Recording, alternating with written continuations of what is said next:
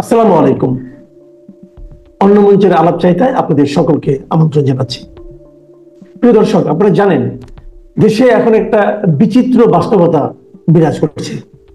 একদিকে নির্বাচনের দাবি, আরেকদিকে সারা দেশে মব সন্ত্রাস এর দাপট, পাশাপাশি চলছে অব্যাহত চাঁদাবাজি। কতগুলি ঘটনা আমরা আমার মনে হয় গত কয়েকদিন আপনাদেরকে বিচলিত করেছি। বিটফোর্ডের সামনে নৃশংসভাবে প্রকাশ্য দিবালোকে একজনকে হত্যা করা, এর বাইরে বিভিন্ন জায়গায় আমরা দেখেছি, পাটগ্রামে দেখেছি, পটিয়ায় দেখেছি, থানায় হামলা এবং কোথাও কোথাও গ্রেপ্তার করার জন্য চাপ দেওয়া, কোথাও কোথাও গ্রেপ্তারকৃত ব্যক্তিকে ছিনিয়ে নেওয়ার চেষ্টা, এগুলো আমরা দেখেছি। এর পাশাপাশি দেখেছি যে বসুন্ধরা এলাকায় একটা রাজনৈতিক দলের একজন কর্মীকে, একজন নেতাকে টাকা নিতে, এবং সে বলছে যে এই টাকাটা তো চাঁদাবাজি নয়, এটা তার দলের জন্য ফান্ড। এরকম দেখছি। আবার পাশাপাশি দেখছি যে হত্যাকাণ্ডগুলো ঘটছে তার জন্য দায় চাপানো হচ্ছে পলিটিক্যাল পার্টির উপর। এক পার্টি আরেক পার্টিকে দায়ী করছে। কিন্তু যখন আইন শৃঙ্খলা পরিস্থিতির অবনতি হয় তখন সরকার কোনো দায়মুক্ত থাকতে পারে, এটাও কিন্তু এক বিচিত্র রাজনীতি নিয়ে আমাদের সামনে উপস্থিত হয়েছে। তো এই সমস্ত বিষয় নিয়ে কথা বলার জন্য আজ আমরা আমন্ত্রণ জানিয়েছি ঢাকা বিশ্ববিদ্যালয়ের শিক্ষক সলিমুল্লাহ মুসলিম হলের প্রভোস্ট ডক্টর আব্দুল্লাহ আল মামুনকে। জনাব আব্দুল্লাহ আল মামুন, আমাদের অনুষ্ঠানে আপনাকে স্বাগত জানাচ্ছি। আপনাকে ধন্যবাদ। এবং আপনার এই অনুষ্ঠানে প্রথমবার আসলাম। লেটস লুক ফরওয়ার্ড টু ইট। এটা যারা দর্শক তাদেরও স্বাগত জানাচ্ছেন। হ্যাঁ, আমাদের অনুষ্ঠানে আপনি প্রথমবারের মতো আসলেন, তবে আমার ব্যক্তিগতভাবে প্রত্যাশা থাকবে আপনি নিয়মিতভাবে আসবেন। না, আপনি অবশ্যই আসবেন। আমি যে কথাগুলি একটা লম্বা ভূমিকা আমি দিয়েছি, তো আমি আসলে এই বিষয়গুলো নিয়ে জানতে চাচ্ছি যে কতগুলি বিষয়, যে যখন একটা সন্ত্রাসী ঘটনা ঘটে, আপনার অভিজ্ঞতা কি বলে? সন্ত্রাসী ঘটনাকে থামানোর জন্য তো দেশে একটা সরকার আছে, রাষ্ট্র আছে, তো তাদের দিকে কিন্তু কেউ দায় চাপাচ্ছে না। দায় চাপানোর চেষ্টা করছে আরেকটা পলিটিক্যাল পার্টির উপর, এবং যে পলিটিক্যাল পার্টির উপর দায় চাপানো হচ্ছে তারা কিন্তু এটাকে আবার অন্যভাবে ব্যাখ্যা করছেন। যেমন আজকে দেখলাম, আমি পত্রিকায় দেখলাম যে মির্জা ফখরুল ইসলাম আলমগীর বলেছেন যে নির্বাচনকে পিছিয়ে দেওয়ার জন্য তাদের উপর দায় চাপানো হচ্ছে।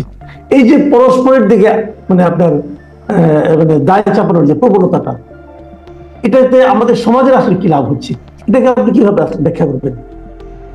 দেখুন, আমি যেহেতু সোশ্যোলজির ছাত্র এবং ক্রিমিনোলজি পড়েছি, আমরা ক্রাইম ম্যানেজমেন্টের 3টা স্টেজ বলি। একটা হচ্ছে যে প্রিভেনশন, আপনি যেন অপরাধ না ঘটে তার একটা ব্যবস্থা করা। দ্বিতীয় স্টেজটা হচ্ছে ক্রাইম ম্যানেজমেন্ট, আপনি এই ধরনের কোনো ঘটনা ঘটলে সেটাকে ম্যানেজ করবেন। 3 নম্বর স্টেজটা আমরা বলি যে ইনভেস্টিগেশন এন্ড পানিশমেন্ট। আমি বরং আপনাকে প্রশ্নটা করি যে থিওরিটিক্যাল জায়গাটা আমি তুলে ধরলাম, আপনি কি ক্রাইম প্রিভেনশন বা prevention is better then cure, আমরা এটা সবাই জানি, এরকম কোন উদ্যোগ কি আপনি দেখছেন? এবং আমরা যেটা বলি যে ক্রাইম প্রিভেনশনের জন্য সামাজিক সংযুক্তি, প্রাতিষ্ঠানিক সংযুক্তি খুব গুরুত্বপূর্ণ।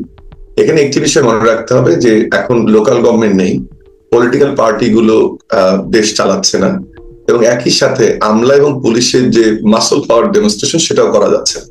তাহলে সরকারের যেটা উচিত ছিল যে বিভিন্ন ধরনের সামাজিক প্রতিষ্ঠানগুলো, যেমন আপনি দুইটা ছোট্ট জিনিস অপ্রাসঙ্গিক হচ্ছে কিনা আমি জানি না, যেমন আমাদের ফ্যামিলি প্ল্যানিং এবং এডুকেশনে ইমামদের একটা ভূমিকা আছে, স্কুল শিক্ষকদের ভূমিকা আছে, তারা কি এই সরকারের সাথে এখন সংযুক্ত?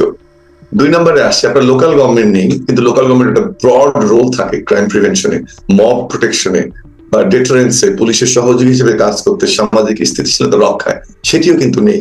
তাহলে এই জায়গাটাতে প্রথম থেকে একটু সচেতন থাকতে হতো। আমরা সবসময় কদিন থেকে আমি টক শোতে দেখছি যে ফরাসি বিপ্লবের উদাহরণ দেওয়া হচ্ছে, যে ফরাসি বিপ্লবের পরে অনেক ধরনের সমাজে অস্থিতিশীল ছিল, কিন্তু একটা কথা বলা হচ্ছে না যে ফরাসি বিপ্লবের পরে অনেক ধরনের সংস্থা, অনেক ধরনের ক্লাব, অনেক ধরনের সিভিল সোসাইটি গ্রুপ কিন্তু ডেভেলপ করা হয়েছিল যে যেন ক্রাইমকে প্রিভেন্ট করা যায়।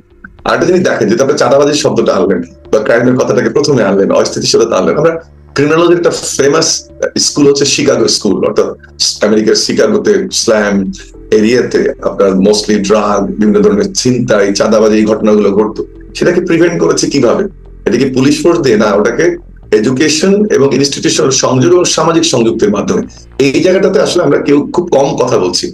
আমরা যদি এটা করতে পারতাম তাহলে সম্ভবত প্রিভেনশনের জায়গাটা হতো। দ্বিতীয়টা যেটা স্টেজ, আপনি ক্রাইম ম্যানেজমেন্ট, সেই জায়গাটাও কি ভালোভাবে করতে পারছি? দেখা যাচ্ছে কেউ যমুনার সামনে বসলে একটা ব্যবহার করা হচ্ছে, আর এক গ্রুপের সামনে আর একটা ব্যবহার করা হচ্ছে, ছোট গ্রুপ প্রতিবাদ করলে একটা ব্যবহার করা হচ্ছে, আবার পলিটিক্যাল পার্টির কোনো উইং প্রতিবাদ করলে আরেকটা ব্যবহার করা হচ্ছে। সো ক্রাইম ম্যানেজমেন্টেও কিন্তু আমরা এই সরকার ভালো ইফেক্টিভনেস দেখাতে পারেন। এরপর আসেন 3 নাম্বার স্টেজ, যে আপনি ইনভেস্টিগেট করবেন, বিচারের মুখোমুখি করবেন এবং পানিশমেন্ট দিবেন যেন এই ক্রাইমটা অন্য কেউ আর করার সাহস না পায়। এটাই তো ল, এটাই তো প্রসেস। সেটা থেকে আপনি গত 1 বছরে একটা চাঁদাবাজির কোনো, আপনি যে চাঁদাবাজির কথা বলছেন, মির্জা ফখরুলের কথাই বলি, গোলাম পরোয়ারের স্টেটমেন্টের কথাই বলি, ডক্টর শফিকের কথাই বলি, বা নাহিদের কথা বলি, তারা তো পলিটিশিয়ান, তাদের একটা স্টেটমেন্ট থাকবে। আপনি কি একটা চাঁদাবাজির ঘটনায় কোনো চার্জশিটের ঘটনা শুনেছেন? বা প্রথমবার তো গ্রেপ্তার হচ্ছে, দ্বিতীয়বার ওর কি হচ্ছে, আদৌ ছাড়া পাচ্ছে কিনা, ওর পুলিশের না ওটা তদন্ত করছে কিনা, এই ঘটনাগুলো কিন্তু দেখেন কেমন মিসিং। আমরা সংস্কার করে সামাজিক স্থিতিশীলতার জায়গাটা, একটা সাধারণ মানুষের যে চাহিদার জায়গাটা, একটা সুশৃঙ্খল ভাবে সমাজে থাকা, দ্রব্যমূল্য নিয়ন্ত্রণে থাকা, স্বস্তির মধ্যে থাকা, আপনি সংস্কার করে রাজনীতিকে এত গুরুত্ব দিচ্ছেন যে অর্থনীতি এবং সমাজনীতি পিছিয়ে পড়ছে। আপনি 1 বছর পরে সে আর বলতে পারেন না যে আমরা ইন্টারিম গভর্নমেন্ট, আমাদের দায়িত্ব কতটুকু। এই জায়গাটা আমরা ফেল করেছি।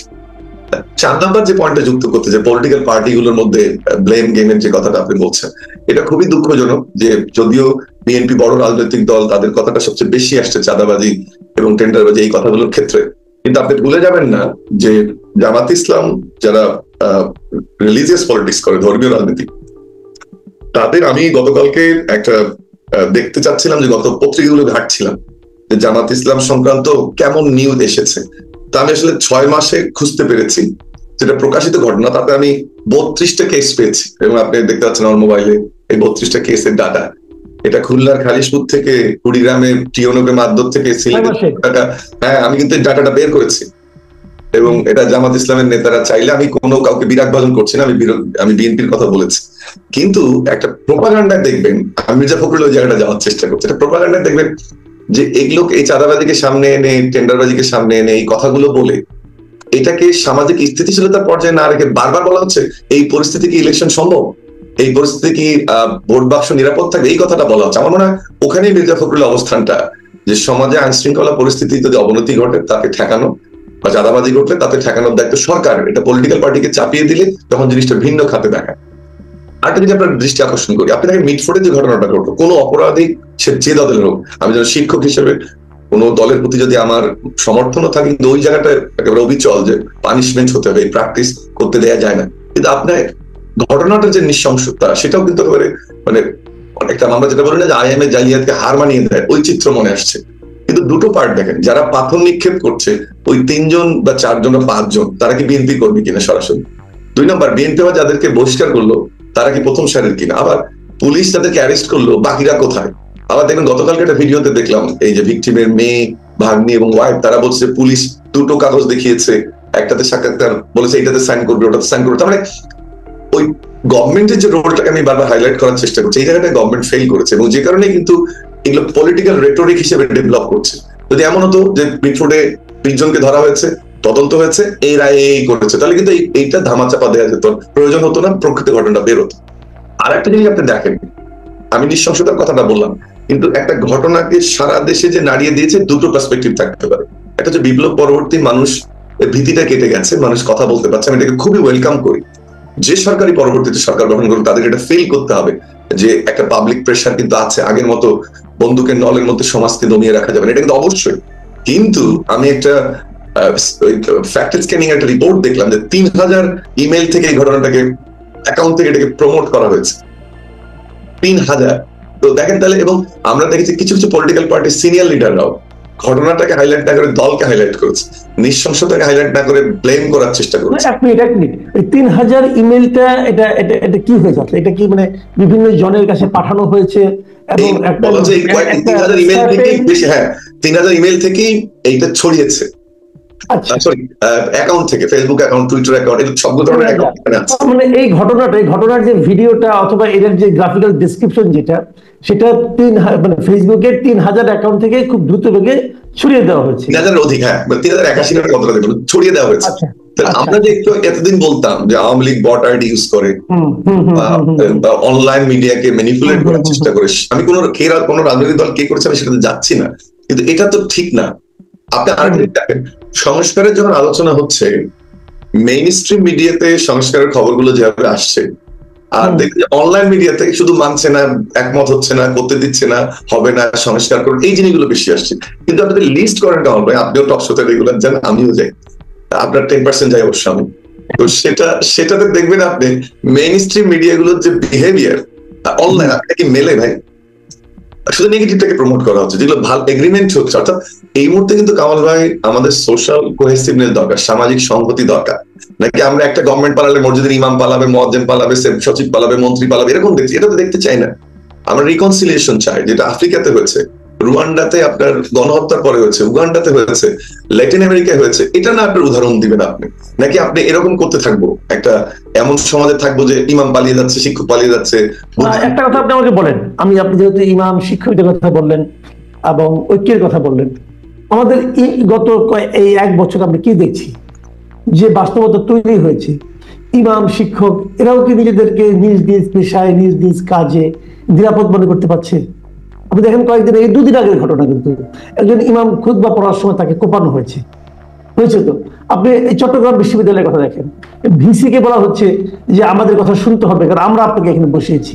তো একজন শিক্ষক বলেন, একজন ইমাম বলেন, একজন সমাজের গণ্যমান্য ব্যক্তি হিসেবে যাকে আমরা আগে মানতাম, মাতবর টাইপের আগে বলতাম আমরা, তো তাদেরকে তাদের ভূমিকাটা পালন করার জন্য অনুকূল পরিবেশ আমরা দিতে পারছি? দুটো দিনই পাবো। প্রথমটা হচ্ছে যে আমরা এটা কোনোভাবেই গ্রহণযোগ্য নয়।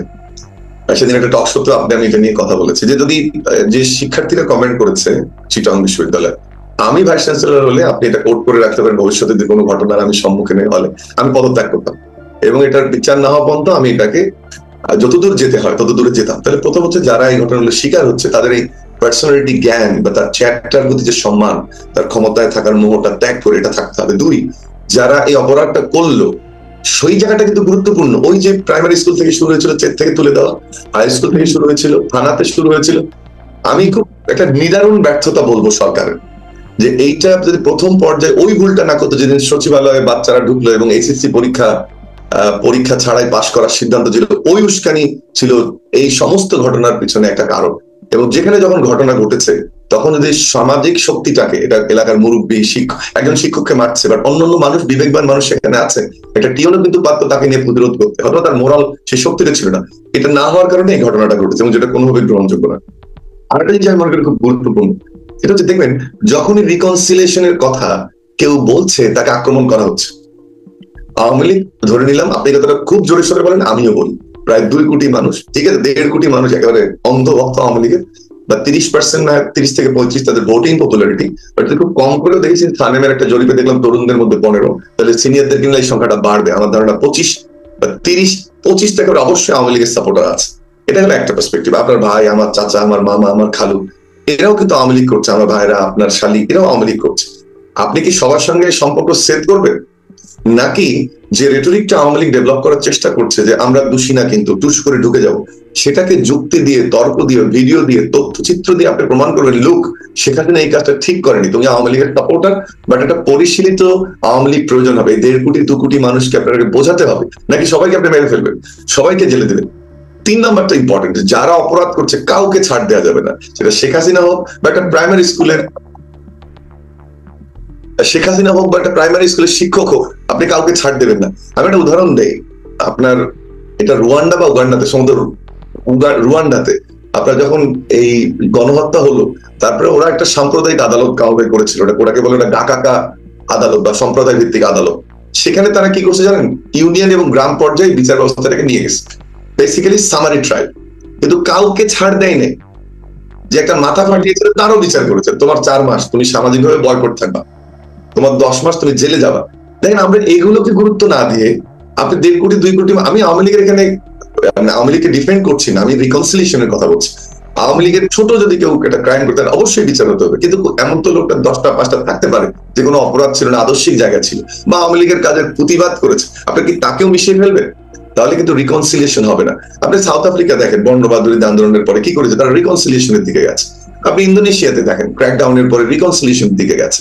সে ধরনের কোনো জিনিস কিন্তু দেখতে পাচ্ছি না, এটাও কিন্তু ইম্পর্টেন্ট। এবং পলিটিক্যাল পার্টিগুলোকে এগোতে হবে। যখন এটা বলা হচ্ছে বিএনপিতে কেউ যোগ দিয়েছে বলে বিএনপি আওয়ামী লীগের পুনর্বাসন করছে, এনসিপি তে দিকটা দেখা যায় আওয়ামী লীগের কাউকে বসে এনসিপি পুনর্বাসন করছে, এনসিপি তে আমরা দেখেছি অমুকে গেছে। তো এইটা কিন্তু করা যাবে না। এই জায়গাটাতে আপনার আমার একটা রোল আছে, যারা সুস্থভাবে চিন্তা করি বা কোনো পক্ষকে ছাড় না দিয়ে কথা বলার চেষ্টা করি, সেই জায়গাটাতে রোল আছে যে রিকনসিলিয়েশনটা কিভাবে হবে। এবং যতদিন রিকনসিলিয়েশন না হয়, শুধুমাত্র এখন 1-2 বছর না, কিন্তু আমরা ভবিষ্যৎ যে রাজনীতির দিকে দেখছি সেটা কিন্তু সিরিয়াসলি একটা প্রশ্নবোধক চিহ্ন থেকে যাবে। জি, অনেক ধন্যবাদ, অনেক ধন্যবাদ জনাব আব্দুল আল মামুন। প্রিয় দর্শক, আপনারা শুনলেন বিভিন্ন বিষয়ে, বিশেষ করে আমাদের দেশের রাজনীতি, এবং যে জিনিসটাকে আমি সবসময় খুব গুরুত্ব দিই সেটা হলো একটা জাতীয় ঐক্য। আমি সবসময় মনে করি যে বিভক্ত জাতি কখনো অগ্রসর হতে পারে না, এবং ডক্টর আব্দুল আল মামুনের কণ্ঠেও কিন্তু আমি একই ধরনের সুর শুনতে পেলাম। আপনাদের কেমন লাগলো আপনারা লিখে জানাবেন। পরবর্তী সময়ে আমরা এগুলি আলোচনা করব। এখন এ পর্যন্তই। আল্লাহ হাফেজ।